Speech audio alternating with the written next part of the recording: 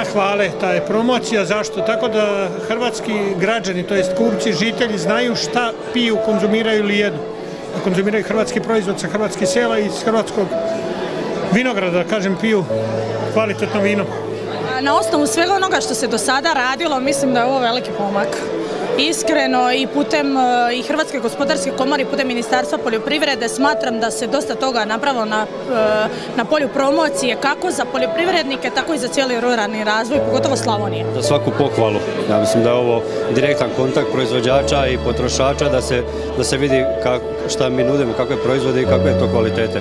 Odlična zamisao, tako da se okupimo mi domaći proizvođači, tako malo da vidimo šta se događa, da čujemo, da i ljudi vide što radimo, da se ovdje radi u Slavoniji kod nas, da ima proizvođača, da ima ljudi još koji pošteno rade, zarađuju, trudimo se, tako da prepoznati taj naš trud. Sam logo te promocije naše domaće i u buduće, da sačuvamo te naše vrednote i taj naše proizvode i hrvatsko selo, da bi imali u budućnosti naša pokoljenja, naša djeca, ne da pijemo vino iz Čilea, recimo ja kao vinar, ili iz Argentine. Ne vidim ništa lošeg tu i vidim jako veliki potencijal kako za male, tako i za velike proizvođače, da više za male nego za nas velike koji smo već poznati na tržištu, upravo zato što malima je potreban, najmo reći, vjetar u leđa, da bi, kako se domaća javnost, to jest uža populacija i šira upoznala s njihovim proizvodima.